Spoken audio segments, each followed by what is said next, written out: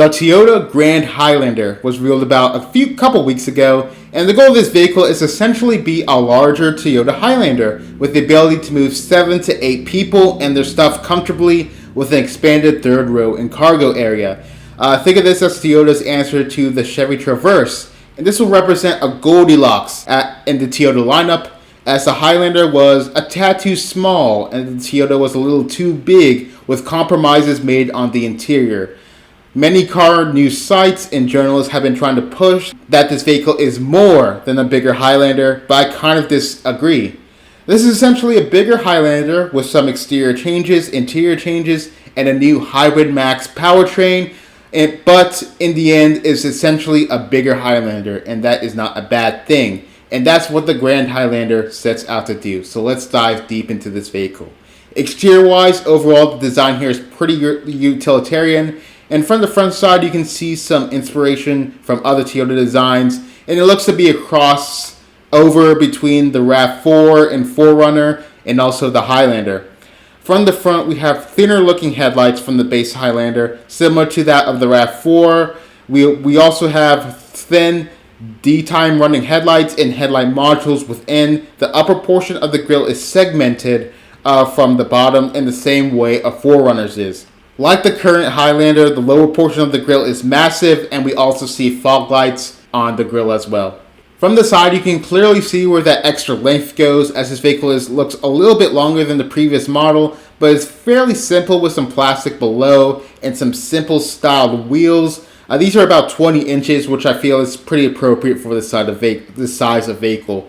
Towards the rear, we get a different taillight design than that of the Highlander, with this being more of a lobster claw look, which I kind of like, and I also see a bit of RAV4 inspiration here too. We get dual exhausts, which I bet only the Hybrid Max has, or maybe the 2.4 liter engine, but this probably isn't going to be on the hybrid model. Toyota didn't go too loud here, and they finished the vehicle off with a small Toyota emblem and Grand Highlander stamped into the rear. This vehicle comes in at 201.4 inches front to back, and the Grand Highlander is 6.5 inches longer than the base Highlander and about 1 to 2 inches longer than something like a Pilot or a CX-90, but way bigger than something like a Kia Telluride, Palisade, by about 5 to 6 inches. The Grand Highlander also stands tall, 2 inches taller, and expands 2.3 inches wider than a regular Highlander. The bigger Highlander's wheelbase is approximately 4 inches longer than its counterpart as well. I don't love the styling, but I don't hate it. But it does what it's supposed to do, which is be a bigger Highlander. It's function over form here. Under the hood, we know that this Highlander is going to be available with 3 engine options. 2 of them we already know from the previous Highlander. Power figures weren't confirmed, but we can have a pretty good idea based on what the previous Highlander offers. The first is a 2.4 liter gas engine that makes 265 horsepower and 309 pound-feet of torque, and is paired with a 9-speed automatic. The hybrid is going to use a similar 2.5 liter setup, making about 243 horsepower, and again, these numbers are based on the regular Highlander. What we do know is that is confirmed for the Highlander is that it's going to have a combined fuel economy of 34 mpg, down 2 from the 36 combined of the smaller Highlander. I would guess that the 2.4 liter would also follow this trend with a reduction of fuel economy, so I'd expect around 22 to 23 combined. Both are available in front-wheel drive and all-wheel drive configurations. Next is going to be the new introduction of the Hybrid Max into the Highlander lineup, with 362 horsepower and 400 pound-feet of torque, with standard all-wheel drive and an estimated 0 to 60 time of 6.3 seconds. A 6-speed automatic is also available. Again, we don't know the fuel economy numbers for this setup, but based on the Lexus RX 500h, I expect around 24 to 25 mpg, given that this is nearly 10 inches larger than the RX. Max towing capacity is set at 5,000 pounds with the 2.4 liter and Hybrid Max powertrain, 3,500 with the hybrid. Dry modes are as you expect, but there's a multi-terrain select with mud and sand and rock and dirt and snow on the 2.4 liter turbo in the Hybrid Max engine. The Grand Highlander structure is going to be a little more rigid due to different weld spots and additional adhesives, which is expected to reduce noise, vibration, and harshness.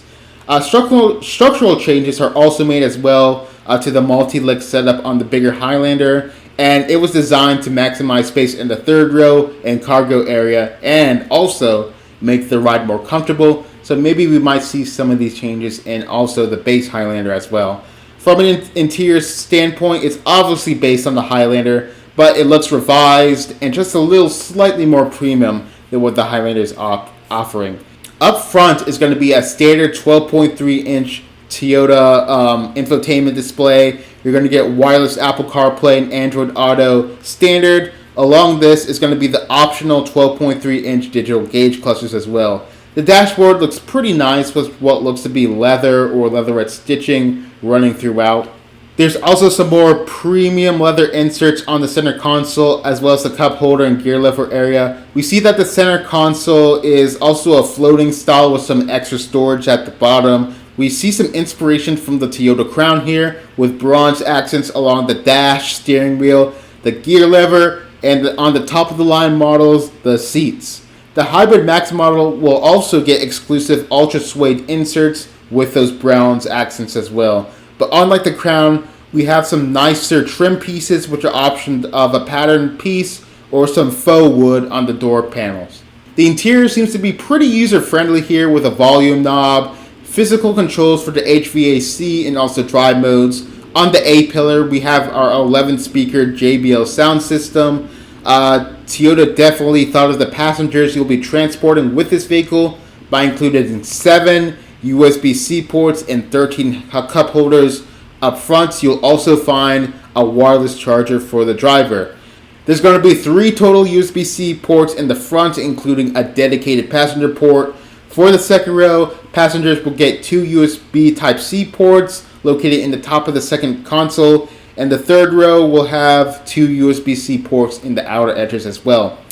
Third row passengers will also be treated to HVAC vents on the roof as well. Speaking of the third row, they'll get 33.5 inches of legroom, which is an additional 5.5 inches of space, along with an extra inch of headroom and 2 inches of shoulder space when compared to the previous Highlander. I've seen some of the hands-on videos for this vehicle, and when the reviewer sat in the back, it didn't seem to be that penalizing. So I think you should be able to seat some adults fairly comfortably. So I'd expect that your soccer team should be happy when you have to take them back home. For reference, a Mazda 3 offers 35 inches of rear legroom, so I think Toyota achieved what they set out to do here. The second row will be offered with both bench and also captain's chairs. The captain's chairs will be standard on the top of the line Platinum model, which has the Hybrid Max. And unfortunately, they didn't give any second row numbers, but I wouldn't be surprised if it was slightly more than the base Highlander. In terms of storage, the Grand Highlander offers 21 cubic feet of cargo volume behind the third row, which is 5 more than the previous version. And also, it offers up to 98 cubic feet of volume when the seats are folded down, and 14 cubic feet more than the Highlander. They did say that it was large enough to fit 7 carry-on suitcases, which is more than enough in most cases. Let's dive deeper into the features with the trims. I'm just going to go do a high-level breakdown of the trims because I'm sure pricing will come out for this soon, and I'll probably do a deeper dive into that when that occurs. The 3 trims are the XLE Limited and the Platinum. The XLE grade will have 18-inch wheels, Softex seats with 10-way power driver and 8-way power passenger seats. These are heated. You have the option for 7-row capacity with second-row captain's chairs or the 8-seater bench. You do get the 12.3-inch screen standard, a 7-inch gauge cluster, 6 USB ports, 1 media USB, and a wireless charger are standard. You get Toyota Safety Sense 3.0. I'll put that up here. You get blind spot monitoring with rear cross traffic alert, a power lift gate, and an auto dimming rearview mirror. If you step up to the limited grade, you get 20-inch alloys, power folded outer mirrors, leather seating that are heated and ventilated with memory, second row heated seats, heated steering wheel, and also ambient lighting. You're going to get that 11-speaker JBL audio system, a full digital gauge cluster, parking sensors with automatic braking. You're also going to get rain-sensing wipers with a kick power liftgate. The Limited seems to be a great trim to go for if you want to hit on most of the premium features and luxury here. Next will finally be the Platinum grade, and there you'll get 20-inch alloy wheels, ventilated second row seats, panoramic moonroof, paddle shifters, dual multi-terrain select mode, heads-up display, puddle lamps, panoramic view monitor, which is a 360 cam, digital rear view mirror, traffic jam assist, and front cross traffic alert. So let's just do a quick pricing estimate for what we see here. So based on the small Highlander, we know it comes in around $42,000 for an XLE model, which will be the starting point of the Grand Highlander. So I would expect a 2 to 3 upcharge here, so about $45,000. We know a limited trim of a Highlander is about $46,000, which is about a $42,000 upcharge over the XLE. So for the Grand Highlander Limited, that'll come around $50,000 for 2.4 turbo front-wheel drive. If you want a hybrid or all-wheel drive, you can add about another $2,000 for each. So that can bring this up to $54,000 for an all-wheel drive hybrid. For the Platinum model, we can take a look at the Crown and find out that it's a nearly $7,000 bump over the Limited, which has a similar hybrid setup and is all-wheel drive and has more features. So I'd expect a similar situation here, where the top of the Grand Highlander vehicle can reach in the low 60s. I'm guessing around $61,000, which of course coincidentally is around the price of a nicest Mazda CX-90. I will of course have an upgraded video, as I said before, when the pricing is announced. So in conclusion, the Toyota Grand Highlander, it's not an exciting product in my opinion, but Toyota did what they needed to do in addressing the Highlander's weaknesses to make for a more compelling product. We have a lot of choices for third row vehicles in the Toyota lineup, whether it be the Sequoia, the Highlander, or the Grand Highlander.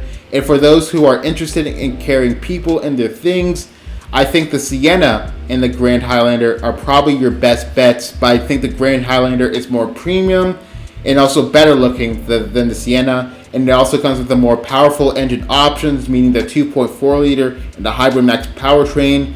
And I would also be looking out for a Lexus TX version of this, which will be basically the Grand Highlander but Lexus styling, bigger grills, and also you'll have to pay a higher price of entry. But that's pretty much all my thoughts on the Grand Highlander. I think Toyota did take a W with this, so let me know what you think down below in the comments, and I'll see you guys in the next one. Thank you for watching. Peace!